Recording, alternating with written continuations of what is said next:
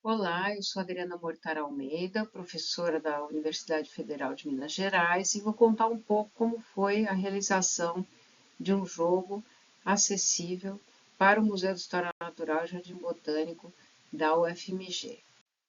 O jogo foi inspirado, em jogos de memória similares a esse que tem no Parque Municipal de Belo Horizonte, em que a criança gira as peças, e vai encontrando os pares. No caso, neste caso aí, são animais, figuras de animais. E aqui vocês veem alguns desenhos dos primeiros esboços, do que nós estávamos pensando e querendo fazer. Selecionamos a temática da polinização porque consideramos um tema importantíssimo, né? O Museu de História Natural Jardim Botânico é uma reserva urbana dentro da cidade de Belo Horizonte. A questão da polinização ela é fundamental para a conservação da natureza. Então, houve, junto à equipe educativa, o consenso de que esse seria um tema interessante, mas não só polinização por abelhas, mas pensando em outros animais polinizadores.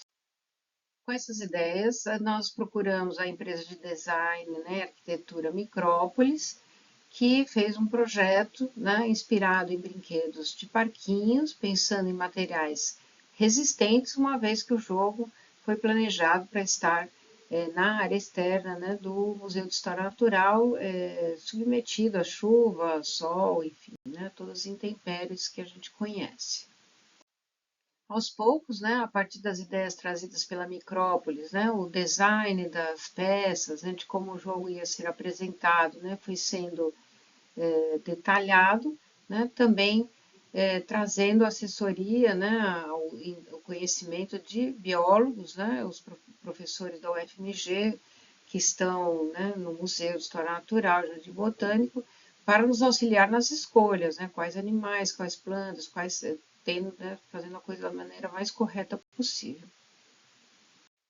Aqui vocês têm, então, a imagem de todas as partes do jogo, na sua versão final, em que nós decidimos que os animais estariam agrupados, as 6 peças na parte esquerda e as 12 peças das plantas na parte direita, porque é um jogo difícil, não é um jogo só de pares, porque há animais que polinizam mais de uma planta, 3 plantas, uma planta. Então, não é um tema simples, o tema da polinização é explicado na parte posterior do jogo, assim como as respostas, das associações, e então, é assim que ele está composto hoje, no seu local. Para tratar da acessibilidade para pessoas com deficiência visual, nós utilizamos algumas estratégias, como a escrita em braille, do nome dos animais e plantas, nome do jogo, a inserção de relevo nas imagens, que eu vou falar um pouco mais à frente, a inserção de QR Codes, 3 QR Codes no conjunto do jogo, e também para videntes também a ideia da cor, e de uma forma geométrica que auxilie a achar o par, ou a associação das plantas que, por exemplo, são polinizadas por essa abelha vibratória.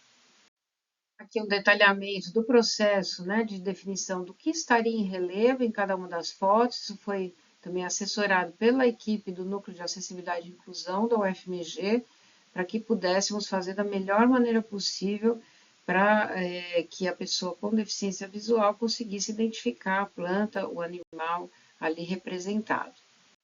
Aqui um rápido exemplo, de como cada questão foi trabalhada junto, para que o relevo de fato fosse possibilitasse a identificação, do animal. Então, no caso da borboleta, a tromba tinha que se afastar, das patas para que ficasse claro o que é pata, o que é tromba, Então, mostrando um pouco esse processo, e sua complexidade.